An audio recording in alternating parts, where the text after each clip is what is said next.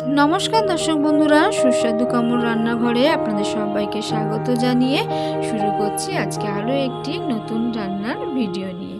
আজকে করব টমেটো দিয়ে দারুণ স্বাদের চাটনির এই রেসিপি।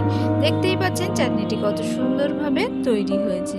চাটনি খেতে কে না ভালোবাসে, ছোট হোক বা বড়। ভাতের শেষ পাতে যদি এরম দারুণ স্বাদের একটি চাটনি পাওয়া যায় তাহলে কিন্তু দিনটা ভালোভাবে জমে যাবে। চলুন শুরু করা যাক আজকে চাটনির রেসিপি। যদি আমার চাটনির রেসিপিটি আপনাদের ভালো লেগে থাকে অবশ্যই like, comment, share and subscribe করতে ভুলবেন না। এখানে আমি 3টে বড় সাইজের টমেটো নিয়ে নিয়েছি। টমেটোগুলোকে আমি ভালো করে জল দিয়ে ধুয়ে নিয়েছি। এবারে টমেটোগুলোকে একটা ছোট গ্রেটারের মাধ্যমে আমি ভালো করে ঘষে নেব। টমেটো যত মিহিভাবে ঘষা হবে চাটনির স্বাদও কিন্তু ততটাই ভালো হবে। এইভাবে আমি ঘষে নেব। এবারে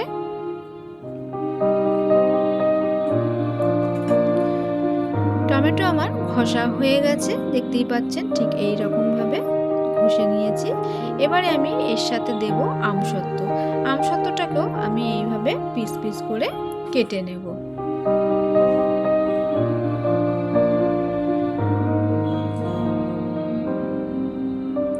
আমসত্ত্ব দিয়ে চাটনি করলে স্বাদ কিন্তু দারুণ আসে।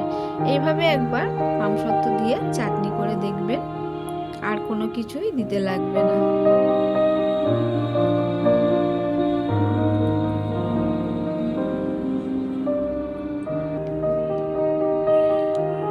আমসত্ত্বগুলো আমার কাটা হয়ে গেছে, আমি এইভাবে কিউব আকারে কেটে নিয়েছি।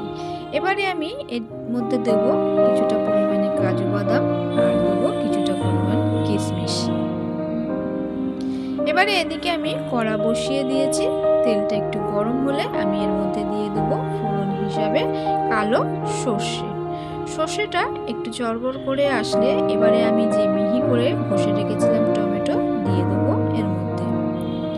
এবারে টমেটোটাকে দিয়ে ভালো করে এইভাবে খুন্তি দিয়ে নাড়াচাড়া করতে হবে। টমেটোটা যতক্ষণ না একটু গাঢ় হয়ে আসছে ততক্ষণ পর্যন্ত এইভাবেই কিন্তু নাড়াচাড়া করতে হবে। টমেটোটা আমার সেদ্ধ হয়ে গেছে। এবারে আমি এর মধ্যে দিয়ে দিলাম পরিমাণ মতন নুন, পরিমাণ মতন হলুদ আর দিলাম সামান্য কাশ্মীরি লঙ্কার গুঁড়ো। এইভাবে এবারে ভালো করে আবারও আমি টমেটোটাকে নাড়াচাড়া করতে থাকবো। টমেটোটা দেখতেই পাচ্ছেন একদম কাদা কাদা ভাবে তৈরি হয়ে গেছে।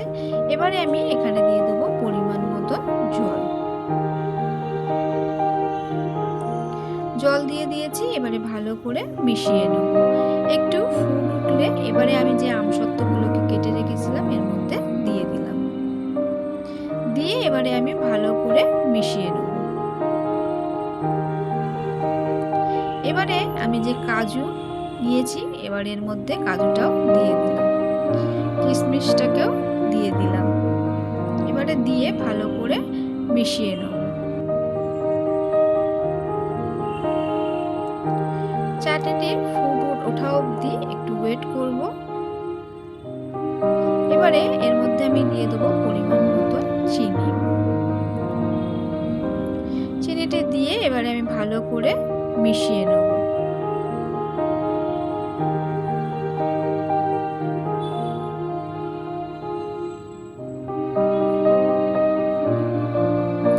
যতক্ষণ না চাটনির কালার আসছে ততক্ষণ পর্যন্ত চাটনিটাকে এইভাবে ফুটতে দিতে হবে।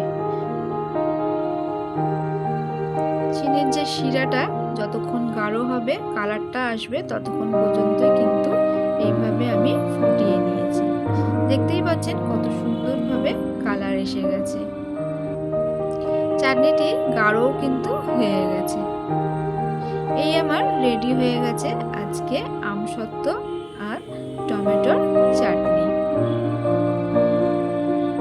কেমন লাগলো অবশ্যই কমেন্টে জানাবেন।